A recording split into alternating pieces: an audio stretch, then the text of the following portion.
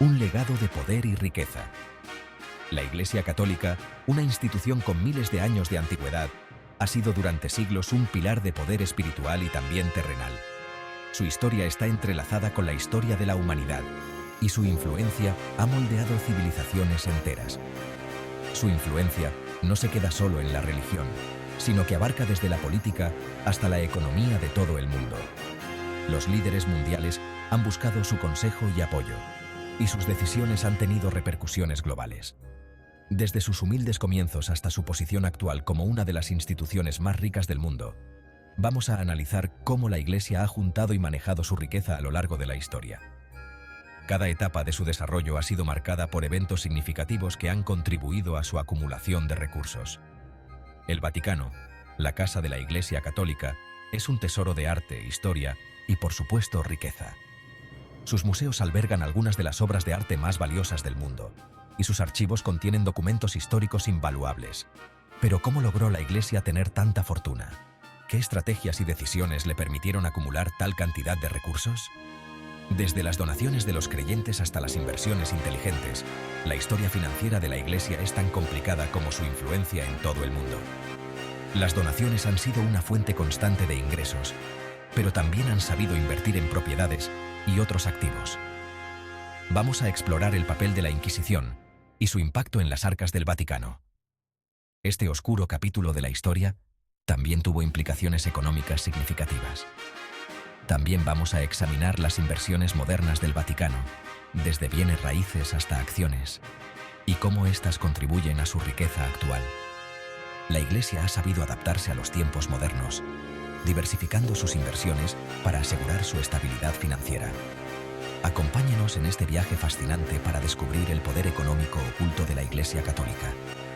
Desde sus orígenes hasta su estado actual, cada paso ha sido crucial en la construcción de su legado de poder y riqueza. Los cimientos del imperio.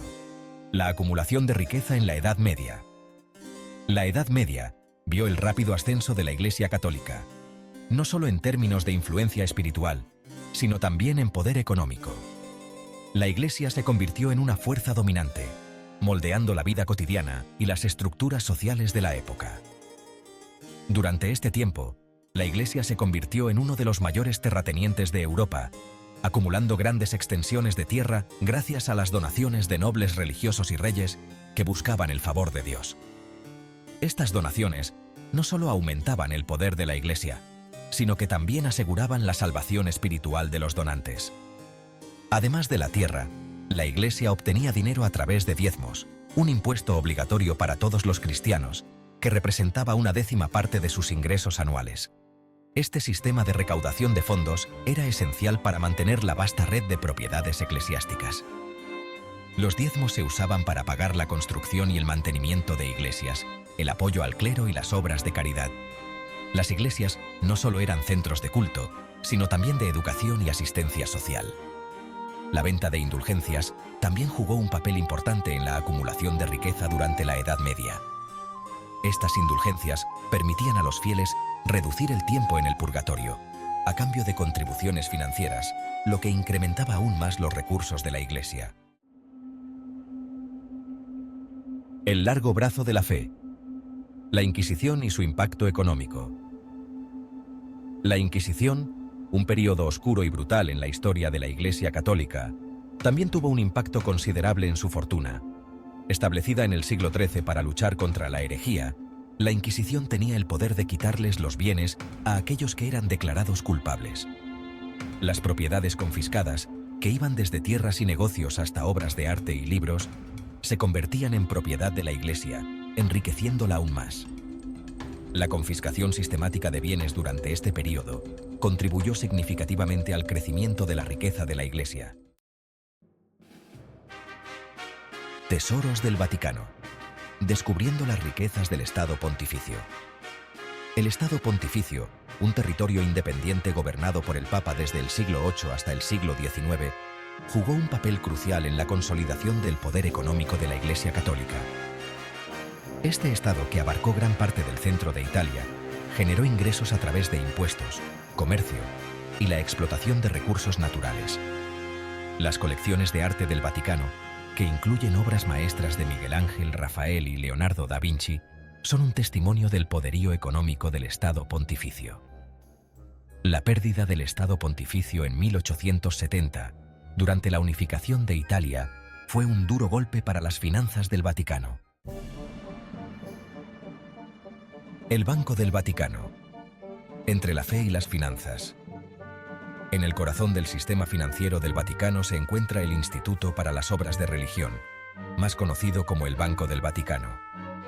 Fundado en 1942, este banco único tiene como objetivo administrar las finanzas de la Iglesia y proporcionar servicios financieros a instituciones católicas en todo el mundo.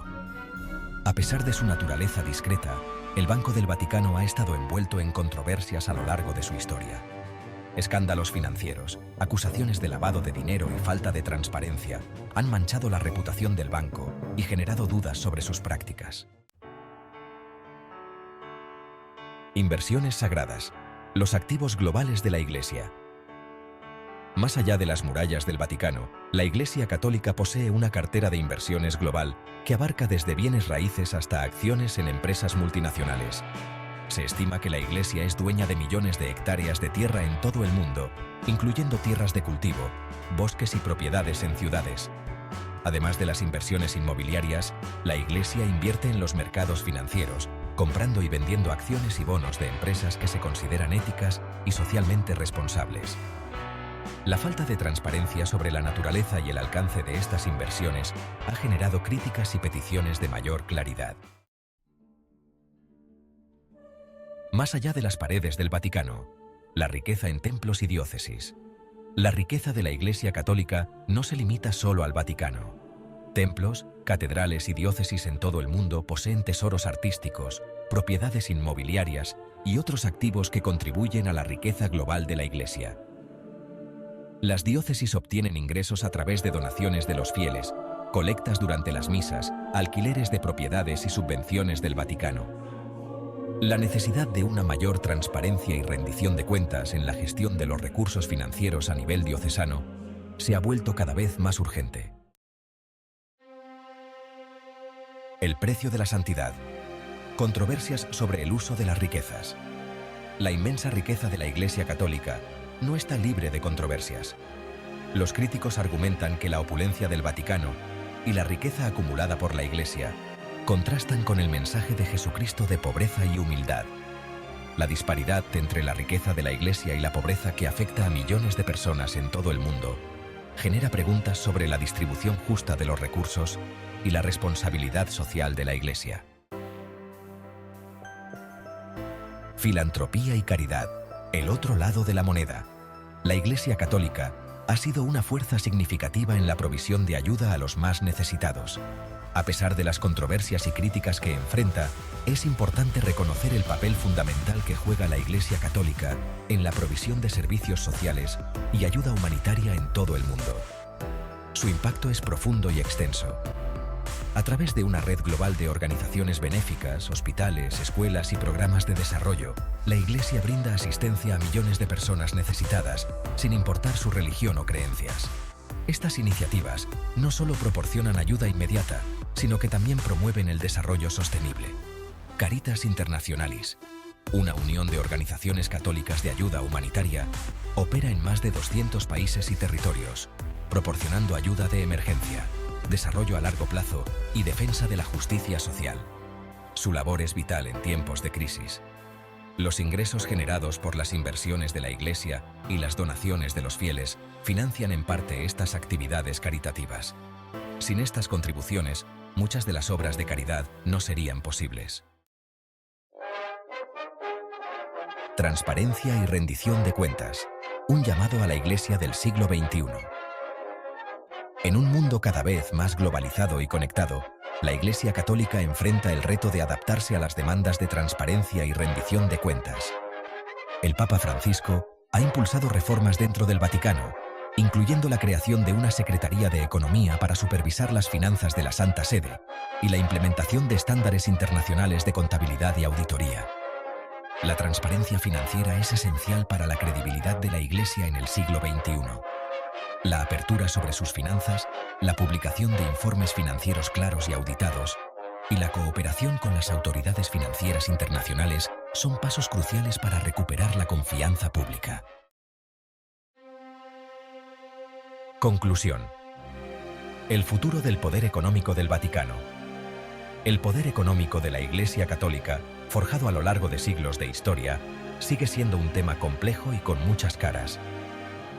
A medida que la Iglesia avanza en el siglo XXI, enfrenta el desafío de reconciliar su riqueza con su misión espiritual.